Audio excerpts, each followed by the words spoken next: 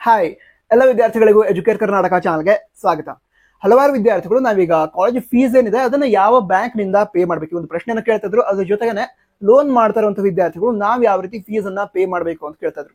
ಈ ಪ್ರಶ್ನೆಗಳಿಗೆ ಉತ್ತರವನ್ನ ಈ ವಿಡಿಯೋದಲ್ಲಿ ತಿಳಿದುಕೊಳ್ತಿದೀವಿ. ನಂತರ ನಮ್ಮ ವರ್ಕ್ ಅನ್ನು ನೀವು ಸಪೋರ್ಟ್ ಮಾಡಬೇಕು ಅಂತ ಹೇಳಿದ್ರೆ ಅಲ್ಲಿ ಸಬ್ಸ್ಕ್ರೈಬ್ ಬಟನ್ ಏನಿದೆ ಅದರ ಪಕ್ಕದಲ್ಲಿ ಜಾಯಿನ್ ಬಟನ್ ಅಂತ ಕೂಡ ಕಾಣ್ತಾ ಇದೆ. ಸೊ ಅದನ್ನ ಕ್ಲಿಕ್ ಮಾಡಿ ನೀವು ನಿಮ್ಮ ಸಪೋರ್ಟ್ ಅನ್ನ ತಿಳಿಸಬಹುದು.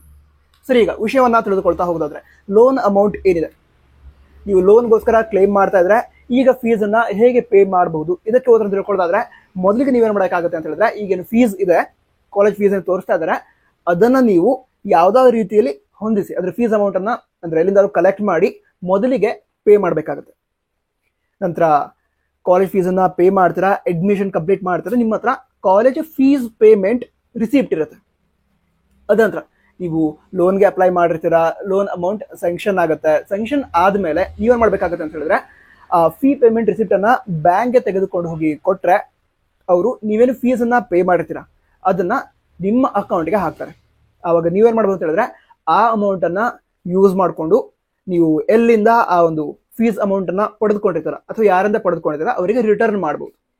ಸರಿನಾ? ಈ ರೀತಿ ಇರುತ್ತೆ. ಬಟ್ ಸ್ಟಾರ್ಟಿಂಗ್ ಈಗ ನೀವು ಎಲ್ಲಿಂದಾದ್ರೂ ಆ ಒಂದು ಫೀಸ್ ಅಮೌಂಟ್ ಏನಿದೆ ಅದನ್ನ ಕಲೆಕ್ಟ್ ಮಾಡಿ ಫೀಸ್ ಅನ್ನ ಮೊದಲಿಗೆ ಪೇ ಮಾಡಬೇಕು. ಅದರ ರಿಸಿಪ್ಟ್ ಅನ್ನ ನೀವು ನಿಮಗೆ ಲೋನ್ ಸ್ಯಾಂಕ್ಷನ್ ಆದ್ಮೇಲೆ ಬ್ಯಾಂಕ್ ಅಲ್ಲಿ ಕೊಟ್ರೆ ನೀವು ಫೀಸ್ ಅನ್ನ ಎಷ್ಟು ಪೇ ಮಾಡಿರ್ತೀರ ಆ ಅಮೌಂಟ್ ಅನ್ನ ನಿಮಗೆ ಕೊಡ್ತಾರೆ. ಕ್ಲಿಯರ್ ಆಯ್ತಾ? ಸರಿ, ಈಗ ಯಾವ ಬ್ಯಾಂಕ್ ನಿಂದ ಫೀಸ್ ಅನ್ನ ಪೇ ಮಾಡಬೇಕು ಇದಕ್ಕೆ ಉತ್ತರ ತಿಳ್ಕೊಳ್ಳೋದಾದ್ರೆ ನೀವಲ್ಲಿ ಫೀಸ್ ಅನ್ನ ಪೇ ಮಾಡೋದಕ್ಕೆ ಕ್ಲಿಕ್ ಮಾಡಿದಾಗ ಅಲ್ಲಿ ಕೆಲವು ಬ್ಯಾಂಕ್ಗಳ ಹೆಸರನ್ನ ತೋರಿಸ್ತಾರೆ. ಒಂದು 2 ರಿಂದ 3 ಬ್ಯಾಂಕ್ಗಳ ಹೆಸರನ್ನ ತೋರಿಸ್ತಾರೆ. ಈ ವಿದ್ಯಾರ್ಥಿಗಳು ಅದೇ ಬ್ಯಾಂಕ್ಗೆ ಹೋಗಿ ಫೀಸ್ ಅನ್ನ ಪೇ ಮಾಡ್ಬೇಕಾ ಅಂತ ಕೇಳ್ತಾ ಇದ್ರು. ಆ ರೀತಿ ಇಲ್ಲ, ಅಲ್ಲೇನು ಬ್ಯಾಂಕ್ಗಳ ಹೆಸರು ತೋರಿಸ್ತಾ ಇದ್ದಾರೆ. ಅದು KEದವರಿಗೆ ನೀವು ಫೀಸ್ ಅನ್ನ ಪೇ ಮಾಡ್ತೀರಾ ಅದು ಯಾವ ಅಕೌಂಟ್ಗೆ ಹೋಗೋದಕ್ಕೆ ಅಂತ, ಯಾವ ಅಕೌಂಟ್ಗೆ ಹೋಗುತ್ತೆ ಅಂತ KEದವರ ಅಕೌಂಟ್. ಅದು ಆ 3 ಬ್ಯಾಂಕ್ ಅಥವಾ 4 ಬ್ಯಾಂಕ್ ಹೆಸರು ಕೊಟ್ಟಿದ್ದಾರೆ, ಅದು KEದವರ ಅಕೌಂಟ್. ನೀವು ಯಾವ ಬ್ಯಾಂಕ್ ನಿಂದ ಕೂಡ ಅವರ ಬ್ಯಾಂಕ್ಗೆ ಅಂದ್ರೆ ಅಲ್ಲಿ ತೋರಿಸುತ್ತಾ ಇರುವಂತಹ ಬ್ಯಾಂಕ್ ಅಕೌಂಟ್ ಏನಿದೆ ಅದು KEದವರ ಬ್ಯಾಂಕ್ ಅಕೌಂಟ್ಸ್. ಸೊ ಆ ಅಕೌಂಟ್ಗಳಿಗೆ ನೀವು ಯಾವುದೇ ಬ್ಯಾಂಕ್ ನಿಂದ ಫೀಸ್ ಅನ್ನ ಟ್ರಾನ್ಸ್ಫರ್ ಮಾಡಬಹುದು. ಓಕೆನಾ?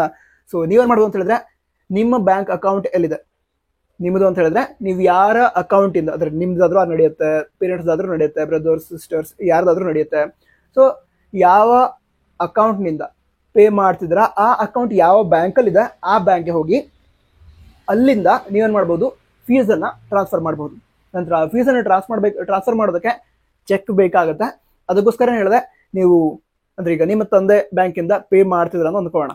ತಂದೆ ಬ್ಯಾಂಕ್ ಇಂದ ಪೇ ಮಾಡ್ತಾ ಇದ್ರೆ ನಿಮ್ಮ ತಂದೆಯ ಬ್ಯಾಂಕ್ ಅಕೌಂಟ್ ಯಾವ ಬ್ಯಾಂಕ್ ಅಲ್ಲಿ ಇದೆ ಆ ಬ್ಯಾಂಕ್ಗೆ ಹೋಗಿ ನಂತರ ತಂದೆಯ ಬ್ಯಾಂಕ್ ಅಕೌಂಟ್ ಅಲ್ಲಿ ಫೀಸ್ ಇರಬೇಕಾಗತ್ತೆ, ಫೀಸ್ ಅಮೌಂಟ್ ಇರಬೇಕಾಗತ್ತೆ. ಆ ಫೀಸ್ ಅಮೌಂಟ್ ಏನಿರುತ್ತೆ ಅದನ್ನ ನಿಮ್ಮ ತಂದೆಯ ಬ್ಯಾಂಕ್ ನಿಂದ ಚೆಕ್ ಏನಿರುತ್ತೆ ಚೆಕ್ ಮೂಲಕ ನೀವು ಟ್ರಾನ್ಸ್ಫರ್ ಮಾಡಬಹುದು. ಟ್ರಾನ್ಸ್ಫರ್ ಮಾಡಿದ ನಂತರ ನಿಮಗೆ ಆ ಫೀಸ್ ಪೇಮೆಂಟ್ ರಿಸಿಪ್ಟ್ ಅನ್ನ ಕೊಡ್ತಾರೆ. ಅದರ ನಂತರ ಅಡ್ಮಿಷನ್ ಪ್ರಾಸೆಸ್ ಇರುತ್ತೆ. ಅಂದ್ರೆ ಅಡ್ಮಿಷನ್ಗೋಸ್ಕರ ಡಾಕ್ಯುಮೆಂಟ್ಸ್ ಎಲ್ಲ ತೆಗೆದುಕೊಂಡು ಹೋಗ್ಬೇಕು. ಈ ರೀತಿ ಪ್ರಾಸೆಸ್ ಇರುತ್ತೆ. ನಂತರ ಇದಿಷ್ಟು ಇನ್ಫಾರ್ಮೇಶನ್ ಆಗಿತ್ತು. ಬೇರೆ ಡೌಟ್ ಇದ್ರೆ ಕಮೆಂಟ್ ಬಾಕ್ಸ್ ತಿಳಿಸಿ. All the best. ಜೈ ಹಿಂದ್. ವಂದೇ ಮಾತರಂ.